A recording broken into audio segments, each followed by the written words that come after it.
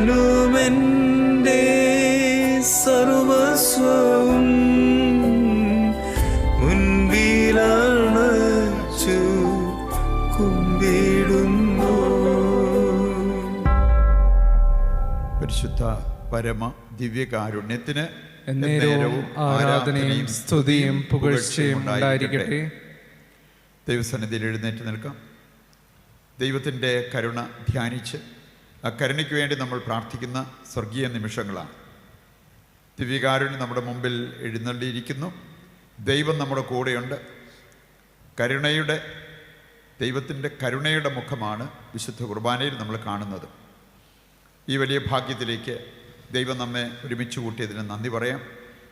ലോകമാസകലം ഇരുന്ന് നമ്മോടൊപ്പം ദൈവത്തിൻ്റെ കരുണയെ ധ്യാനിക്കുന്ന നമ്മുടെ സഹോദരങ്ങളെയും ചേർത്ത് പിടിച്ചുകൊണ്ട് ഈ സമയം ദൈവം നമ്മുടെ മേൽ വർഷിക്കുവാനിരിക്കുന്ന എല്ലാ അനുഗ്രഹങ്ങളും വിശ്വാസത്തിൻ്റെ കണ്ണുകൾ കൊണ്ട് കണ്ട് അല്പസമയം നമുക്ക് സ്വതന്ത്രമായിട്ട് ദൈവത്തെ സ്തുതിച്ച് മഹത്വപ്പെടുത്താം. യേശുവേ നന്ദി, ഹല്ലേലൂയ, ഹല്ലേലൂയ. കർത്താവേ, അങ്ങ് വലിയവനാണ്, കാരുണ്യവാനായ അവിടുന്ന് സ്നേഹമാണ്. ഞങ്ങൾ ആ ബോധ്യത്തോടെ അങ്ങേ സ്തുതിക്കുന്നു. കർത്താവേ, അങ്ങയുടെ മഹനീയ നാമം ഉയർത്തി ഞങ്ങൾ അങ്ങേ സ്തുതിക്കുന്നു. ഞങ്ങളെ ഏറ്റെടുക്കണമേ, ഞങ്ങളുടെ എല്ലാ നിയോഗങ്ങളും ഏറ്റെടുക്കണമേ, ഞങ്ങളെ അനുഗ്രഹിക്കണമേ എന്ന് ഞങ്ങൾ പ്രാർത്ഥിക്കുന്നു. Hallelujah, hallelujah. യേശുവേ നന്ദി, യേശുവേ നന്ദി, യേശുവേ നന്ദി. പരിശുദ്ധ പരമ ദിവ്യകാരുണ്യത്തിന് എന്നേരവും ആരാധനയും സ്തുതിയും പുകഴ്ചയും ഉണ്ടായിരിക്കട്ടെ. ഈ മണിക്കൂറിൻ്റെ എല്ലാ അനുഗ്രഹങ്ങളും നമ്മുടെ മേലും ലോകം മുഴുവൻ്റെ മേലും വർഷിക്കപ്പെടുവാൻ ആഗ്രഹിച്ച് നമുക്ക് പ്രാർത്ഥിക്കാം. ഈശോയുടെ തിരുഹൃദയത്തിൽ നിന്ന് ഞങ്ങൾക്ക് കാരുണ്യ സ്രോതസ്സായി ഒഴുകിയിറങ്ങിയ തിരുരക്തമേ, തിരുജലമേ, ഞങ്ങൾ ശരണപ്പെടുന്നു. ഈശോയുടെ തിരുഹൃദയത്തിൽ നിന്ന് ഞങ്ങൾക്ക് കാരുണ്യ സ്രോതസ്സായി ഒഴുകിയിറങ്ങിയ തിരുരക്തമേ, തിരുജലമേ, ഞങ്ങൾ അങ്ങയിൽ ശരണപ്പെടുന്നു. ഈശോയുടെ തിരുഹൃദയത്തിൽ നിന്ന് ഞങ്ങൾക്ക് കാരുണ്യ സ്രോതസ്സായി ഒഴുകിയിറങ്ങിയ തിരുരക്തമേ, തിരുജലമേ, ഞങ്ങൾ അങ്ങയിൽ ശരണപ്പെടുന്നു. നമുക്ക് സ്വസ്ഥാനങ്ങളിരിക്കാം. ദൈവത്തിൻ്റെ കരുണ പ്രാപിക്കേണ്ടതിന് നമ്മളിന്ന് ഈ കരുണയെക്കുറിച്ച് ധ്യാനിക്കുവാൻ എടുക്കുന്നത് ഒരു 12 പ്രധാനപ്പെട്ട ദൈവവചനങ്ങളാണ്. ഒരു ഡസൻ ദൈവവചനങ്ങൾ, ഏറ്റവും പ്രധാനപ്പെട്ട ചില വചനങ്ങൾ. ദൈവം കാരുണ്യവാനാണ്, ദൈവം കരുണയിൽ സമ്പന്നനാണ് എന്ന് നമ്മെ ബോധ്യപ്പെടുത്തുന്ന ഈ വചനങ്ങൾ ധ്യാനിച്ചുകൊണ്ട് ദൈവകരുണയ്ക്കായി നമ്മൾ പ്രാർത്ഥിക്കുമ്പോൾ കർത്താവിൻ്റെ കരുണ നമ്മുടെ മേൽ വന്നു നിറയും. ആ കരുണയിൽ നമ്മുടെ ജീവിതത്തെ നമുക്ക് രൂപപ്പെടുത്തുവാൻ സാധിക്കുകയും ചെയ്യും. ഒന്നാമത്തെ വചനം ദൈവം തന്നെക്കുറിച്ച് പറഞ്ഞിരിക്കുന്ന ഒരു വചനമാണ്. ഈ വചനത്തിൽ എത്രമാത്രം കരുണ ഉയർന്നു നിൽക്കുന്നു, കരുണയ്ക്ക് പ്രാധാന്യം ലഭിച്ചിരിക്കുന്നു എന്നുള്ളത് നമുക്ക് മനസ്സിലാക്കാൻ പറ്റും. പുറപ്പാട് 34-ാം അധ്യായത്തിൻ്റെ 6-ാമത്തെ വചനം. പുറപ്പാട് 34:6 നമ്മുടെ ദൈവം കാരുണ്യവാനാണ് എന്ന് തെളിയിക്കുന്ന ഒരു വചനമാണ്. ഇവിടെ പറഞ്ഞിരിക്കുന്നത് ഇപ്രകാരമാണ്: കർത്താവ് കാരുണ്യവാനും കൃപാനിധിയുമായ ദൈവം. ദൈവത്തിന് അസത്യം പഠിപ്പിക്കാൻ പറ്റില്ല. ദൈവം സത്യവാനാണ്, പഠിപ്പിക്കുന്നതും സത്യമാണ്. ആ ദൈവം തന്നെക്കുറിച്ച് പറഞ്ഞിരിക്കുന്ന ഒരു കാര്യമാണ്: ഞാൻ കാരുണ്യവാനും കൃപാനിധിയുമായ ദൈവം. തെറ്റുകളും കുറ്റങ്ങളും പാപങ്ങളും ക്ഷമിച്ച് ആയിരങ്ങളോട് കരുണ കാണിക്കുന്ന ദൈവം. നമ്മുടെ ദൈവത്തിൻ്റെ സ്വഭാവത്തിൻ്റെ ഒരു പ്രത്യേകത, ദൈവം കരുണ കാണിക്കുന്ന ദൈവമാണ്. തെറ്റുകളും കുറ്റങ്ങളുമെല്ലാം ക്ഷമിച്ച് ആയിരങ്ങളോട് കരുണ കാണിക്കുന്ന ഒരു ദൈവമാണ് നമ്മുടെ ദൈവം. ഇതാണ് പുറപ്പാട് പുസ്തകം 34-ാമത്തെ വചനത്തിൽ നമ്മൾ പഠിക്കുന്നത്. 2-ാമത്തെ വചനം 2 മക്കബായർ 1-ാം അധ്യായത്തിൻ്റെ 24-ാമത്തെ വചനമാണ്. 2 മക്കബായർ 1:24 നമ്മൾ വായിക്കുന്നത് ഇപ്രകാരമാണ്: കർത്താവ് സകലത്തിൻ്റെയും സൃഷ്ടാവും ഏകരാജാവും ദയാലുവും ഭീതികരനും ബലവാനും നീതിമാനും കാരുണ്യവാനുമാണ്. എത്രയോ കാര്യങ്ങളാണ് ദൈവത്തെക്കുറിച്ച്, ദൈവ സ്വഭാവത്തെക്കുറിച്ച് നമുക്ക് ഈ വചനത്തിലൂടെ പഠിക്കാൻ സാധിക്കുക. അതിൽ വളരെ പ്രധാനപ്പെട്ട ഒരു കാര്യം പറഞ്ഞാണ് ഇത് അവസാനിക്കുന്നത്. കാരുണ്യവാനായ ദൈവം, നമ്മുടെ ദൈവം കാരുണ്യവാനായ ദൈവം. അതോടൊപ്പം നമുക്ക് മനസ്സിലാക്കാൻ പറ്റുന്ന ഏതാനും കാര്യങ്ങൾ കൂടി ഇവിടെ ചേർത്ത് വച്ചിരിക്കുന്നത് കാണാൻ പറ്റും. അവൻ സകലത്തിൻ്റെയും സൃഷ്ടാവാണ്. പിതാവായ ദൈവം സകലത്തിൻ്റെയും സൃഷ്ടാവാണ്, ഏകരാജാവാണ്, ദയാലുവാണ്, ഭീതികരനാണ്, ബലവാനും നീതിമാനുമാണ്. ഇത്രയും കാര്യങ്ങൾ പറഞ്ഞിട്ടാണ് അവിടെ ചേർത്ത് വച്ചിരിക്കുന്നത്. നമ്മുടെ ദൈവം കാരുണ്യവാനായ ദൈവവുമാണ്. പറയുന്നുണ്ട്, ഈ ദൈവത്തെ അറിഞ്ഞ് ഈ ദൈവത്തോട് പ്രാർത്ഥിക്കുന്നവർക്ക് കരുണ ലഭിക്കാൻ വളരെ എളുപ്പമായിരിക്കും. കാരണം കരുണയുടെ ആ സ്രോതസ്സിലേക്കാണ് നമ്മൾ വരിക, ദൈവത്തിൻ്റെ പക്കലേക്ക് നമ്മൾ അടുക്കുമ്പോൾ. മൂന്നാമതായിട്ട് നമുക്ക് എടുക്കാവുന്ന ഒരു വചനം യോനാ പ്രവാചകൻ 4-ാം അധ്യായത്തിൻ്റെ 2-ാമത്തെ വചനമാണ്. യോന ദൈവത്തെ അടുത്തറിഞ്ഞ ഒരു വ്യക്തിയാണ്. പറയുകൊണ്ട് തന്നെ അറിവിൻ്റെ വെളിച്ചത്തിൽ ഈ ദൈവത്തെ അറിയിക്കുന്നത് കാണാൻ പറ്റും. ലോകത്തെ ദൈവം ആരാണെന്ന് അറിയിക്കുന്ന ഒരു വചനമാണ് യോനാ പ്രവാചകൻ 4-ാം അധ്യായത്തിൻ്റെ 2-ാമത്തെ വചനം. ഇവിടെ നമ്മൾ വായിക്കുന്നത് ഇപ്രകാരമാണ്: ദൈവമേ, അങ്ങ് ദയാലുവും കാരുണ്യവാനും ക്ഷമാശീലനും സ്നേഹനിധിയുമാണ്. 4 കാര്യങ്ങൾ നമ്മുടെ ദൈവത്തെക്കുറിച്ച് പ്രത്യേകം എടുത്തു പറഞ്ഞിരിക്കുകയാണ്. അതിലൊന്ന് ദൈവം കാരുണ്യവാനാണ് എന്ന യാഥാർത്ഥ്യമാണ്. ഇനി അതോടൊപ്പം ഇവിടെ പറഞ്ഞിരിക്കുകയാണ് നമ്മുടെ ദൈവം ദയാലുവാണ്, നമ്മുടെ ദൈവം ക്ഷമാശീലനാണ്, നമ്മുടെ ദൈവം സ്നേഹനിധിയുമാണ്. ഈ കാര്യങ്ങളെല്ലാം ദൈവത്തെക്കുറിച്ച് നമ്മൾ അറിഞ്ഞിരിക്കേണ്ട, മനസ്സിലാക്കിയിരിക്കേണ്ട കാര്യങ്ങളാണ്. അടുത്തായിട്ട് നമുക്ക് എടുക്കാവുന്നത് സങ്കീർത്തനം 103 8-ാമത്തെ വചനമാണ്. സങ്കീർത്തനം 103 8-ാമത്തെ വചനത്തിൽ ഈ വചനം പറയുന്നത് കർത്താവ് ആർദ്രഹൃദയനും കാരുണ്യവാനുമാണ്. ദൈവത്തെക്കുറിച്ച് എടുത്തു പറഞ്ഞിരിക്കുന്ന 2 വിശിഷ്ടമായ കാര്യങ്ങളാണ്. കർത്താവ് ആർദ്രഹൃദയനാണ്, കർത്താവ് കാരുണ്യവാനുമാണ്. അടുത്ത വചനം സങ്കീർത്തനം 145 8-ാമത്തെ വചനമാണ്. സങ്കീർത്തനം 145 8-ാമത്തെ വചനത്തിൽ നമ്മൾ കാണുന്നത് ദൈവം കൃപാലുവും കരുണാമയനും ക്ഷമാശീലനുമാണ്. ഈ 3 കാര്യങ്ങളിലും വന്നിരിക്കുന്ന ഒരു പ്രധാനപ്പെട്ട കാര്യമാണ് നമ്മുടെ ദൈവം കാരുണ്യവാനായ ദൈവമാണ്, അതോടൊപ്പം കൃപാലുവാണ്, ക്ഷമാശീലനുമാണ്. വീണ്ടും നമുക്ക് എടുക്കാവുന്നൊരു സുപ്രധാന വചനമാണ് ജ്ഞാനത്തിൻ്റെ പുസ്തകം 12-ാം അധ്യായത്തിൻ്റെ 13-ാമത്തെ വചനം. ജ്ഞാനം 12-ന്റെ 13-ാമത്തെ വചനം പറയുന്നത് നമ്മുടെ ദൈവത്തെ പോലെ കരുണയുള്ള മറ്റാരുമില്ല. ദൈവത്തെ പോലെ കരുണയുള്ള മറ്റൊരാളെ നമുക്ക് കണ്ടെത്താൻ പറ്റില്ല. പറയുന്നുണ്ട് ദൈവം എത്രമാത്രം കരുണയുള്ളവനാണ്, ആ കരുണയുടെ വ്യാപ്തി എത്ര വലുതാണ് എന്നുള്ളത് നമ്മെ പഠിപ്പിക്കുന്ന ഒരു വചനമാണ് ജ്ഞാനത്തിൻ്റെ പുസ്തകം 12-ാം അധ്യായത്തിൻ്റെ 13-ാമത്തെ വചനം.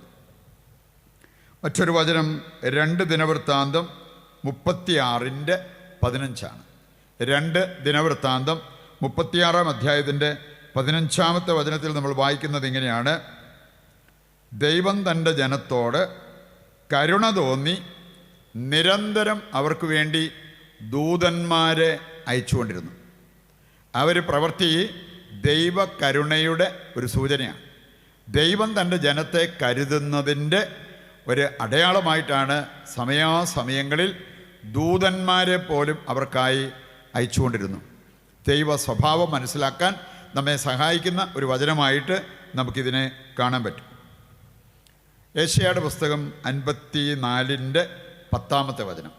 യെശയ്യ 54-ന്റെ 10-ാമത്തെ വചനത്തിൽ നമ്മൾ കാണുന്നത് നിന്നോട് കരുണയുള്ള ദൈവം പറയുന്നു.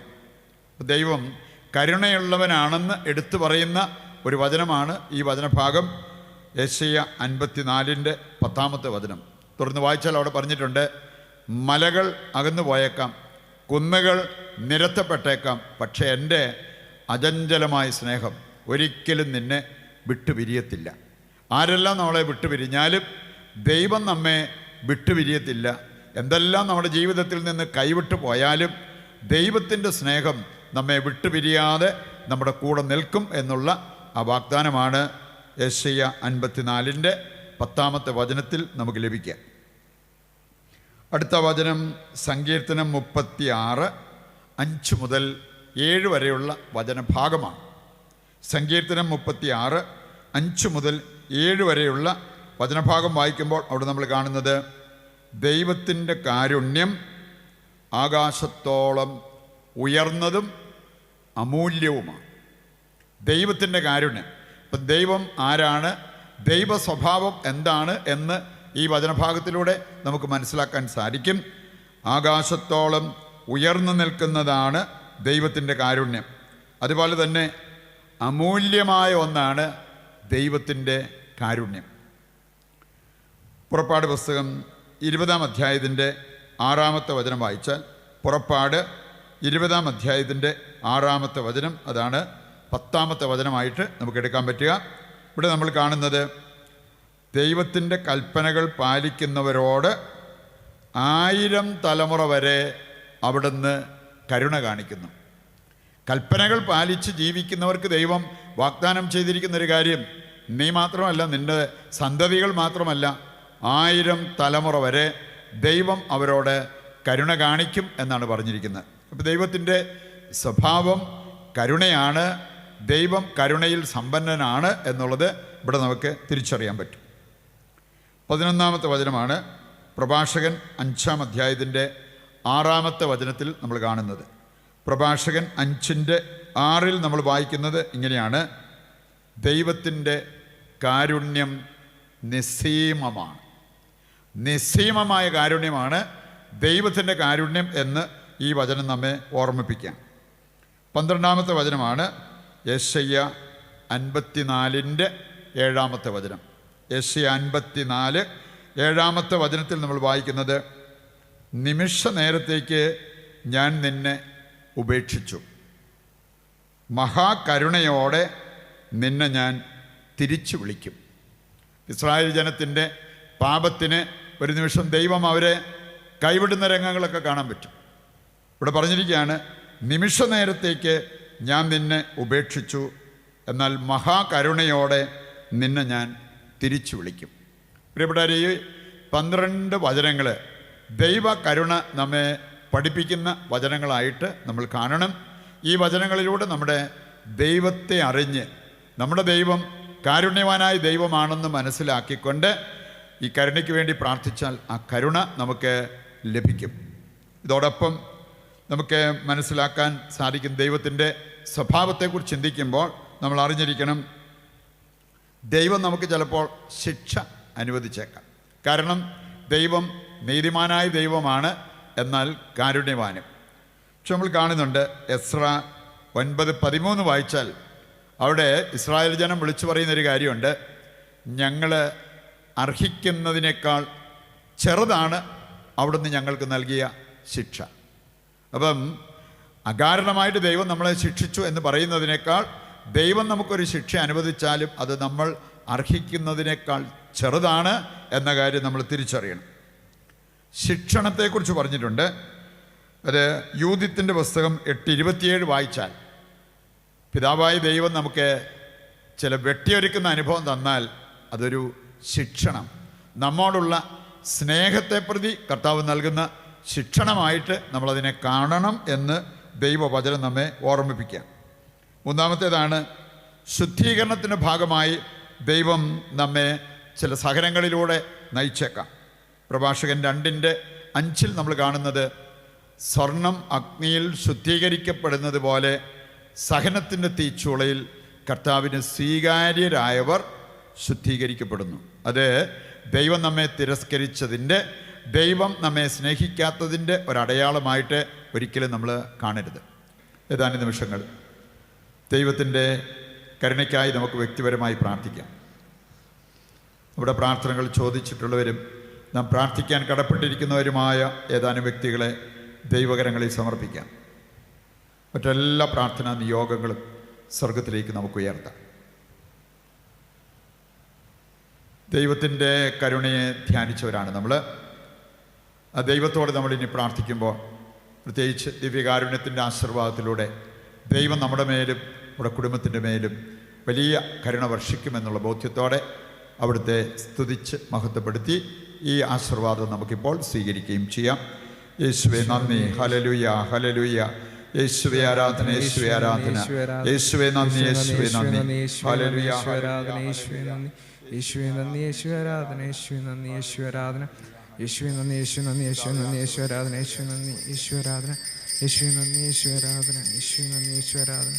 യേശുവേ നന്ദി, യേശുവേ ആരാധന, യേശുവേ നന്ദി, യേശുവേ ആരാധന. യേശുവേ നന്ദി, യേശുവേ ആരാധന, യേശുവേ നന്ദി, യേശുവേ ആരാധന. യേശുവേ നന്ദി, യേശുവേ ആരാധന, യേശുവേ നന്ദി, യേശുവേ ആരാധന. പരിശുദ്ധ പരമ ദിവ്യകാരുണ്യത്തിന് എന്നേരവും ആരാധനയും സ്തുതിയും പുകഴ്ചയും ഉണ്ടായിരിക്കട്ടെ. പരിശുദ്ധ അമ്മയുടെ മാധ്യസ്ഥം തേടി നമുക്ക് പ്രാർത്ഥിക്കാം. നന്മ നിറഞ്ഞ മറിയമേ സ്വസ്തി, കർത്താവ് അങ്ങയുടെ കൂടെ സ്ത്രീകൾ അങ്ങ് അനുഗ്രഹിക്കപ്പെട്ടവളാകുന്നു. അങ്ങയുടെ ഉദരത്തിൻ ഫലമായി ഈശോ അനുഗ്രഹിക്കപ്പെട്ടവനാകുന്നു. പരിശുദ്ധ മറിയമേ തമ്പുരാന്റെ അമ്മേ, പാപികളായ ഞങ്ങൾക്ക് വേണ്ടി ഇപ്പോഴും ഞങ്ങളുടെ മരണസമയത്തും തമ്പുരാനോട് അപേക്ഷിച്ചുകൊള്ളണമേ. ആമേൻ. വിശുദ്ധ ഫൗസ്റ്റീനായെ ഞങ്ങൾക്ക് വേണ്ടി പ്രാർത്ഥിക്കണമേ. ഈശോ മിശിഹായ്ക്ക് സ്തുതിയായിരിക്കട്ടെ.